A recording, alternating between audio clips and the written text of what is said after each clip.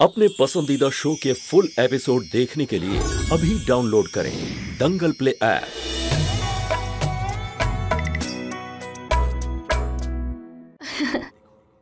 যতদিন ঠাম্মি বাড়িতে আছে ততদিন মা মায়ের পছন্দের সিরিয়াল কিচ্ছু দেখতে পাবে না। কিন্তু সত্যি কথা বলতে মা মায়ের সিরিয়াল মিস করতেই চায় না। যা টিভি সিরিয়ালে হয় সবকিছু তো এখন আমাদের বাড়িতেই হচ্ছে। তাহলে একটা কাজ করা যাক, তুমি আমার সঙ্গে কালকে দেখা করে টাকাটা ফিরিয়ে দিও।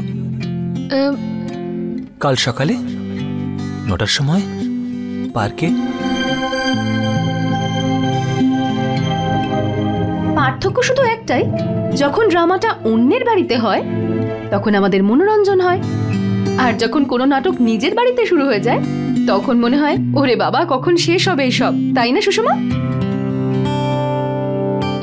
হ্যাঁ হ্যাঁ দিদি। দিদি ওই কি হয়েছে সুষমা, কিছু বলবি তুই? হ্যাঁ আই মিন না। তার মানে হ্যাঁ। সুষমা, তোর এই হ্যাঁ আর না আমি কিন্তু খুব ভালো করে চিনি। বল কি ব্যাপার? নিজের দিদির কাছে কথা লুকোনোর কোনো প্রয়োজন নেই। আর এমনিও আমি তো তোকে বলেছি যে আমি শুধু তোর দিদি নই, তোর বেস্ট ফ্রেন্ডও। এবার বল কি হয়েছে? ওই আমার বন্ধু আছে না শ্রুতি, ও একটু কনফিউজ। কেন? ওর একটা ছেলের সাথে দেখা হয়েছিল। There is nothing wrong দিদি, বাট শ্রুতির ছেলেটাকে ভালো লাগে। কাল পার্কে দেখা করতেও বলেছে ওকে। তাই শ্রুতি আমায় জিজ্ঞেস করছে যে ও যাবে নাকি যাবে না। তাহলে ঠিক আছে তো। এই এজে প্রত্যেকটা মেয়ের জীবনে এরকম একটা মুহূর্ত আসে আর মেয়েটা কনফিউজ হয়ে যায়, বুঝতেই পারে না সে যে কি করা উচিত। সেটা কোনো বড় ব্যাপার না।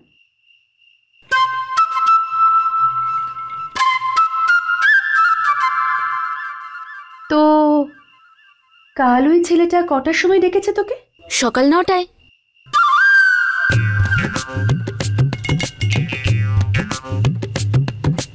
কি নাম বললি যেন তোর বন্ধু?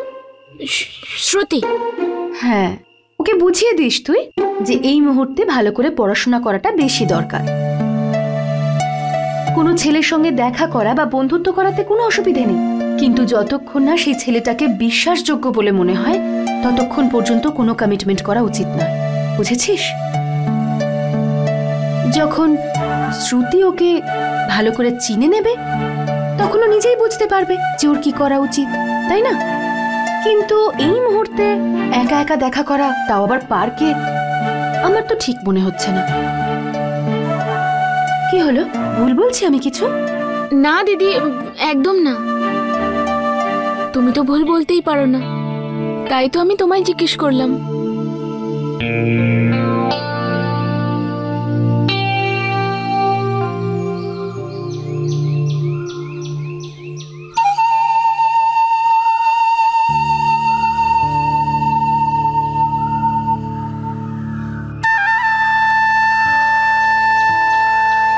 এখনো এলো না, মনে হয় আর আসবে না সুষমা। এই বাগানটা সকাল 9টায় সত্যিই কি সুন্দর লাগে।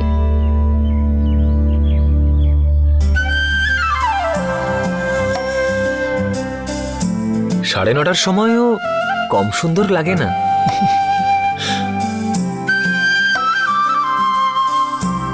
সরি, একটু লেট হয়ে গেল।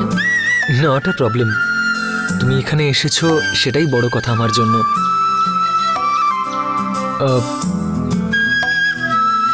চলো ওখানে গিয়ে বসা যাক, যাই।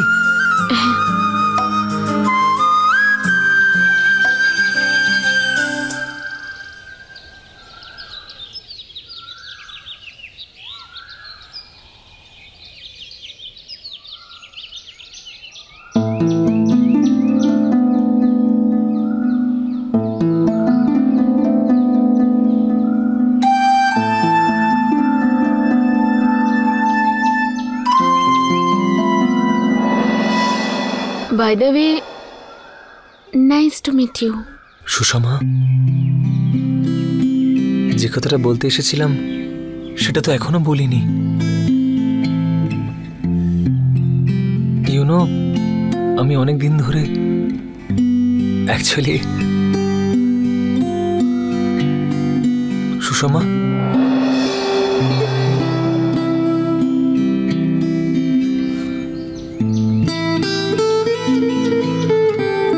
তুমি বুঝতে পারছো তো আমি কি বলতে চাইছি?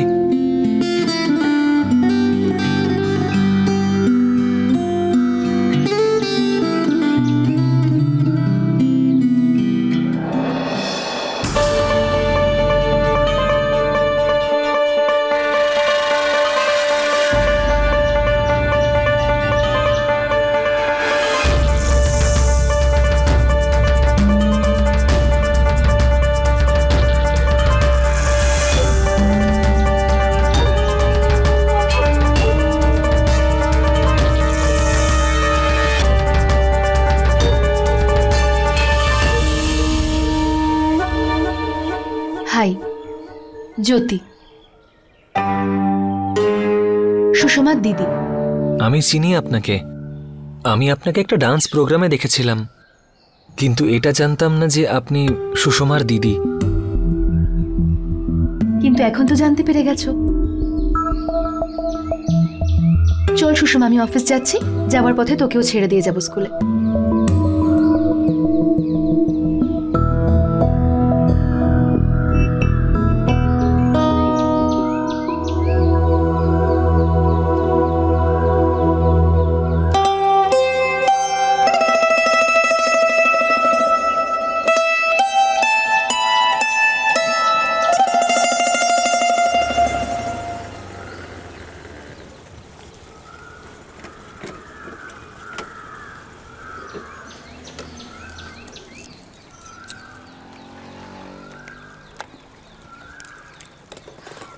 চলে আয় সুষমা। আরে আয় না এদিকে।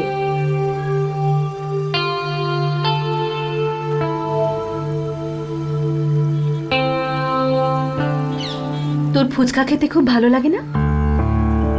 দিদি, আই এম সরি, ভুল হয়ে গেছে। কে ওই ছেলেটা? দিদি, ওই শিবানী আছে না, ওর কাজিন। কাল রাস্তায় ওই আমায় সাহায্য করেছিল। মানে আমার কাছে খুচরো ছিল না, তখন ওই আমায় 15 টাকা দিয়ে সাহায্য করেছিল, ওটাই ফেরত দেওয়ার ছিল। আর আয়ুষও বলল যে ও প্রতিদিন পার্কে আসে, তাই আমি ওখানে গেছিলাম। আর তেমন কিছু নয় দিদি, সত্যি।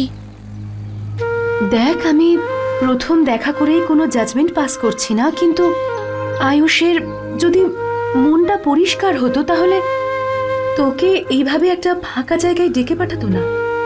দেখ সুষমা, কোনো ছেলের সঙ্গে বন্ধুত্ব করা বা দেখা করায় কোনো অসুবিধে নেই, কিন্তু শুধুমাত্র বন্ধুত্বই যথেষ্ট।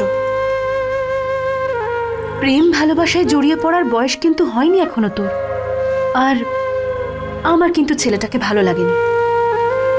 দিদি, আই প্রমিস, আমি আর কখনো কারোর সাথে এইভাবে দেখা করব না, আর না কখনো তোমায় মিথ্যে বলবো। দিদি, সব ছেলেরাই কি এরকমই হয়? না রে বোকামে, সব ছেলেরা এরকম হয় না। কিছু বন্ধু জীবনে এমনও হয় যারা সঙ্গে থাকলে মনে হয় যে আমরা জীবনের সব সমস্যার সাথে একাই লড়তে পারবো। সেই বন্ধু আমাদের দুর্বলতা নয়, আমাদের শক্তি হয়। কিন্তু হ্যাঁ, এরকম বন্ধু খুব কম হয়, আর ভাগ্য ভালো থাকলেই পাওয়া যায়।